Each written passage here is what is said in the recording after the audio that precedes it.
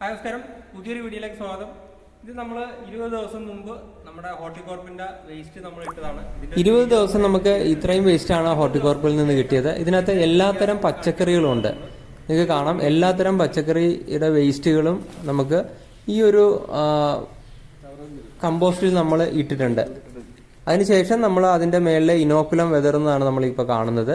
ഇപ്പം നമ്മൾ ഇതുപോലെ പച്ചക്കറികൾ നിരത്തിയിട്ട് അതിൻ്റെ മേളിൽ നമ്മളുടെ ഇനോക്കുലം ഇട്ടതിന് ശേഷം 20 ദിവസത്തെ ഒരു വ്യത്യാസം നമ്മൾ 20 ദിവസം കഴിഞ്ഞിട്ട് നമ്മളതൊന്ന് ഇളക്കി കൊടുക്കുക. അപ്പോൾ ഇളക്കി കൊടുക്കുന്നതിൻ്റെ ദൃശ്യമാണ് ശരിക്കും നിങ്ങളിവിടെ കാണുന്നത്. കണ്ട 20 ദിവസം കൊണ്ട് തന്നെ ഏതാണ്ട് പൊടിഞ്ഞ് നല്ല നമുക്ക് എന്താണ് ഇതിനകത്ത് ഇട്ടതെന്ന് അറിയാൻ പാടില്ലാത്ത സ്റ്റേജിലേക്ക് ഇത് മാറിക്കഴിഞ്ഞു. അതായത് പൊടി പോലും ഇല്ല, നമ്മൾ ഇട്ടത് എന്താണെന്ന് കണ്ടുപിടിക്കാൻ പറ്റുന്ന പൊടി പോലും ഇല്ലാത്ത അവസ്ഥയിലേക്ക് ഇത് മാറിക്കഴിഞ്ഞു.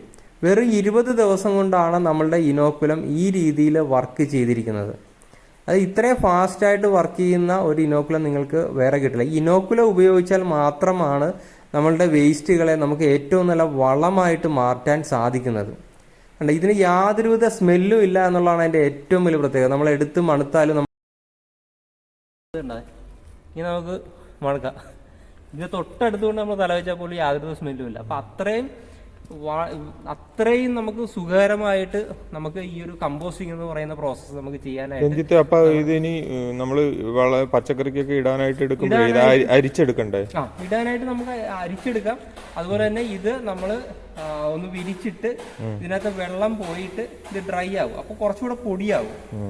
അതിനുശേഷം നമുക്ക് ഇത് വളരെ നീറ്റായിട്ട് ചെടികൾക്ക് ഇട്ട് കൊടുക്കും. വെയിലത്തിട്ട് ഉണക്കണമെന്നാണ്? വെയിലത്തല്ല, തണലത്ത് വിരിച്ചിട്ട് ഇതിൻ്റെ ഈർപ്പം കളയണം. അങ്ങനെ വേണം നമ്മൾ ഉപയോഗിക്കാനായിട്ട്.